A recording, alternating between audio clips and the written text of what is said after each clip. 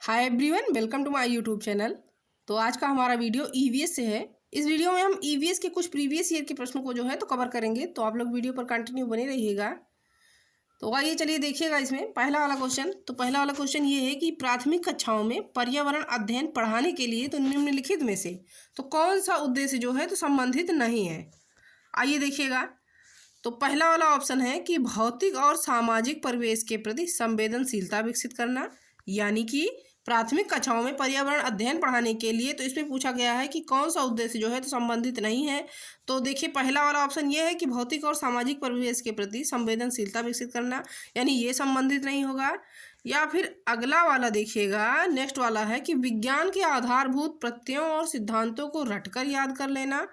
या नेक्स्ट है कि पर्यावरण को खोजने की अवसर प्रदान करना। या ऑप्शन नंबर डी देखिएगा कि अवलोकन, मापन, भविष्य कथन और वर्गीकरण जैसे कौशलों का विकास करना। अब आइए देखिए, इसमें पूछा गया है कि प्राथमिक कक्षाओं में पर्यावरण अध्ययन पढ़ाने के लिए तो निम्नलिखित में से कौन सा उद्देश्य जो है तो संबंधित नहीं है। तो नहीं के लिए जो है तो निगेटिव आंसर जो है आपको ढूंढना पड़ेगा, निगेटिव ऑप्शन। तो निगेटिव ऑप्शन यही है कि विज्ञान के आधारभूत प्रत्ययों और सिद्धांतों को रटकर याद कर लेना। रटाना नहीं है, रटना नहीं है। सीटेट एग्जाम में तो आपको रटना तो बिल्कुल नहीं है, बच्चे को रटाना नहीं है। तो विज्ञान के आधारभूत प्रत्ययों और सिद्धांतों को रटकर याद कर लेना, तो ये वाला ऑप्शन जो है तो सही हो जाएगा, यानी ये उद्देश्य जो है तो संबंधित नहीं है। तो इसका राइट आंसर हो जाएगा ऑप्शन नंबर बी। अब आइए देखिएगा, नेक्स्ट वाला क्वेश्चन देखते हैं। तो क्वेश्चन नंबर सेकंड है कि कक्षा 4 की एक शिक्षिका ने अपने विद्यार्थियों से कहा कि कुछ वयोवृद्ध लोग से यह पूछिए कि जब वे जवान थे तो क्या उन्होंने कुछ ऐसे पौधे देखे थे कि जो आजकल नहीं दिखाई देते। ठीक है। उसके बाद देखिए कि उपर्युक्त प्रश्न के पूछे जाने पर निम्नलिखित में से किस कौशल का आकलन की संभावना नहीं है। अब देखिए कि एक शिक्षिका ने, कक्षा 4 की एक शिक्षिका ने अपने विद्यार्थियों से अपने शिक्षार्थियों से कहा कि कुछ वयोवृद्ध लोगों से पूछिए, यानी कुछ वृद्ध लोगों से पूछिए, जैसे अपने बाबा दादा से पूछिए कि जब वे जवान थे तो क्या उन्होंने कुछ ऐसे पौधे देखे थे कि जो आजकल नहीं दिखाई पड़ते हैं। अब ये उपर्युक्त प्रश्न के पूछे जाने पर तो निम्नलिखित में से किस कौशल का आकलन की संभावना है, यानी बच्चों के अंदर में तो कौन से कौशल की जो है होने की संभावना बढ़ेगी ऐसा प्रश्न पूछने पर। तो आइए देखिएगा, तो पहला वाला ऑप्शन है कि प्रयोग, या फिर चर्चा, या फिर प्रश्न पूछना, या अभिव्यक्ति। तो देखिए कि ऐसे क्वेश्चन पूछने पर तो बच्चों के अंदर में प्रयोग करने की जो है संभावना, इसमें पूछा गया है कि किस कौशल के आकलन की संभावना नहीं है। तो नहीं में देखिएगा कि प्रयोग की, यानी इस कौशल की जो है आकलन की संभावना इसमें नहीं होगी। बाकी देखिएगा क्वेश्चन पूछने पर जब बच्चे अपने बाबा या दादा से, वयोवृद्ध से पूछेंगे तो इसमें चर्चा भी होगा, प्रश्न पूछना भी होगा और अभिव्यक्ति होगा, लेकिन प्रयोग के आकलन की संभावना जो है तो वो नहीं रहेगी। तो इसका राइट आंसर हो जाएगा ऑप्शन नंबर फर्स्ट।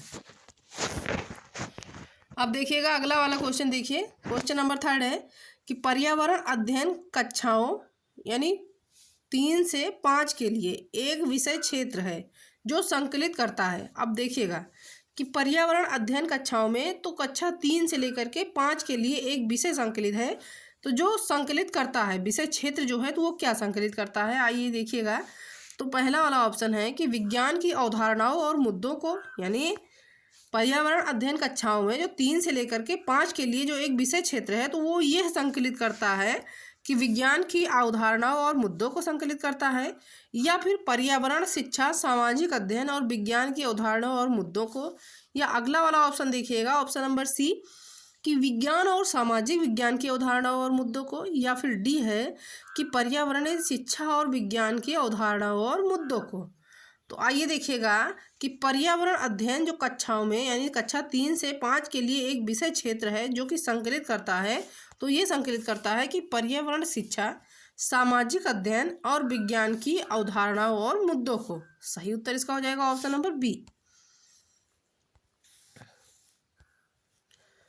अब आइए देखिए अगला वाला क्वेश्चन, देखिएगा क्वेश्चन नंबर 4 है कि निम्नलिखित में से क्या पर्यावरण अध्ययन में बच्चों के द्वारा ज्ञान की रचना में महत्वपूर्ण है।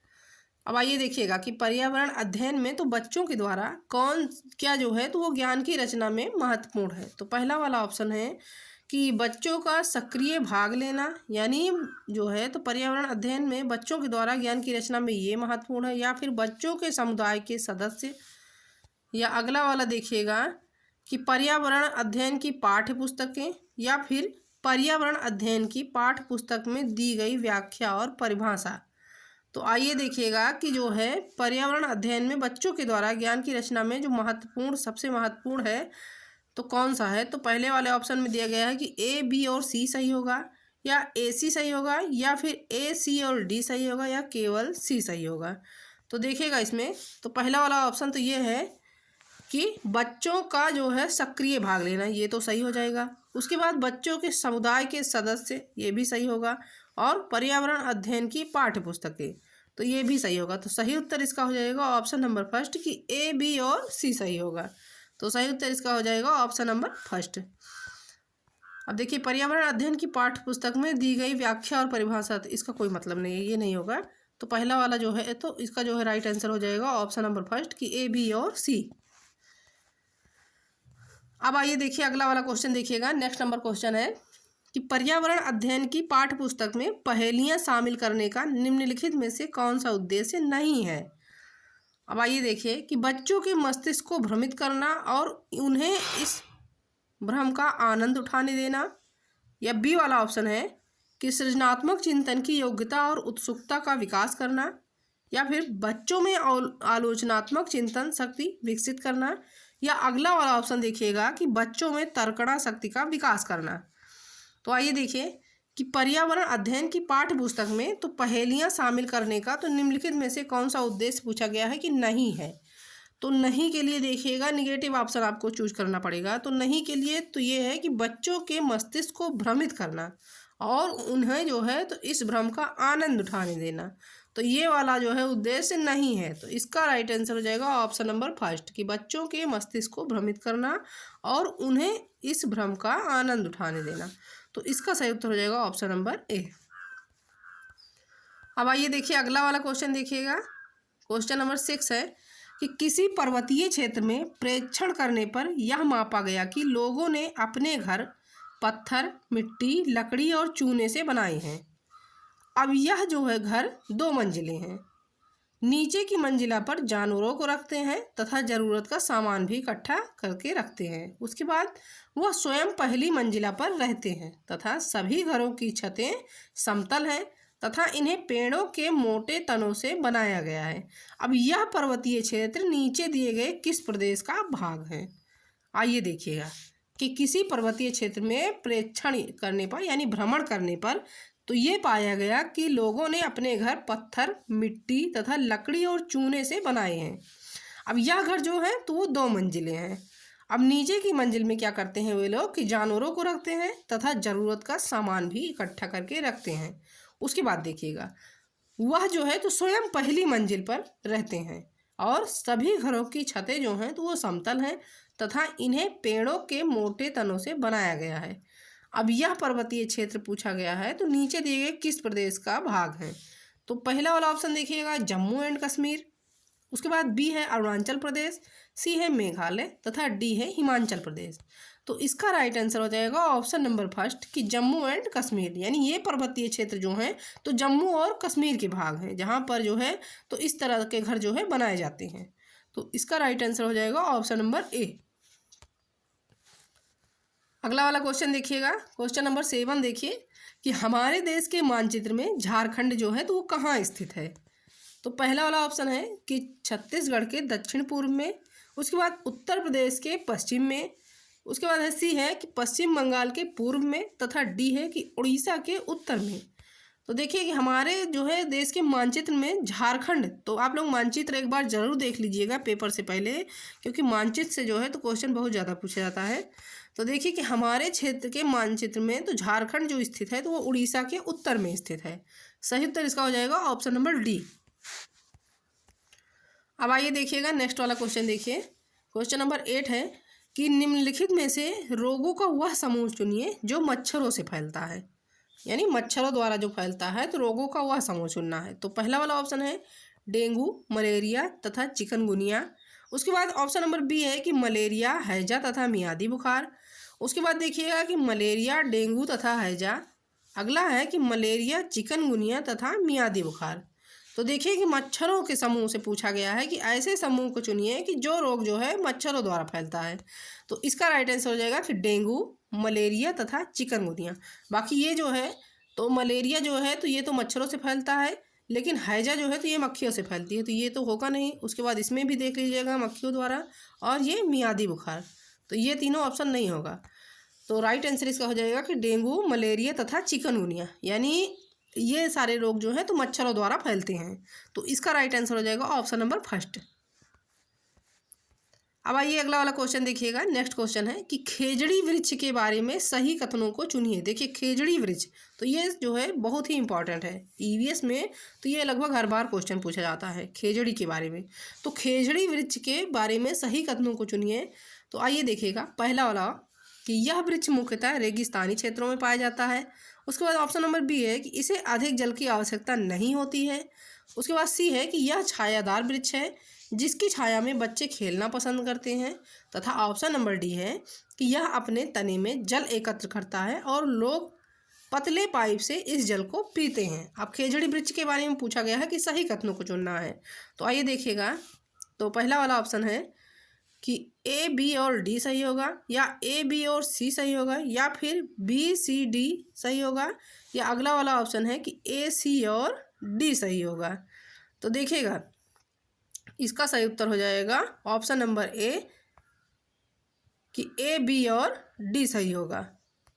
यह मुख्यतः जो है तो रेगिस्तानी क्षेत्रों में पाया जाता है तथा इसे जो है तो अधिक जल की आवश्यकता नहीं होती है। अगला देखिएगा, तो यह अपने तने में जल एकत्रित कर लेता है और लोग जो है तो पतले पाइप से इस जल को पीते हैं। तो ये वाला जो है सही हो जाएगा ए, बी और डी। तो ए, बी और डी जो है तो इसका सही उत्तर हो जाएगा, क्योंकि जो है तो ये रेगिस्तानों में क्षेत्रों में पाया जाता है। जब पानी जो है तो पानी जब नहीं मिलता है तो ये अपने तनों में क्या करता है कि जल एकत्रित कर लेता है और आवश्यकता पड़ने पर लोग जो है तो इसका जल निकाल कर पीते हैं। तो इसका राइट आंसर हो जाएगा ऑप्शन नंबर ए, बी और डी जो है तो इसका सही उत्तर हो जाएगा। अब आइए अगला वाला क्वेश्चन देखिएगा कि स्थानों, दूरियों और दिशाओं की सापेक्ष स्थिति को समझने की क्षमता है।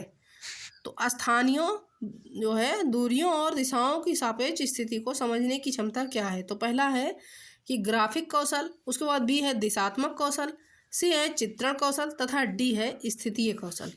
तो देखिएगा कि स्थानों, दूरियों और दिशाओं की सापेक्ष स्थिति को समझने की क्षमता जो है तो वो कहलाती है चित्रण कौशल। राइट आंसर इसका हो जाएगा ऑप्शन नंबर सी।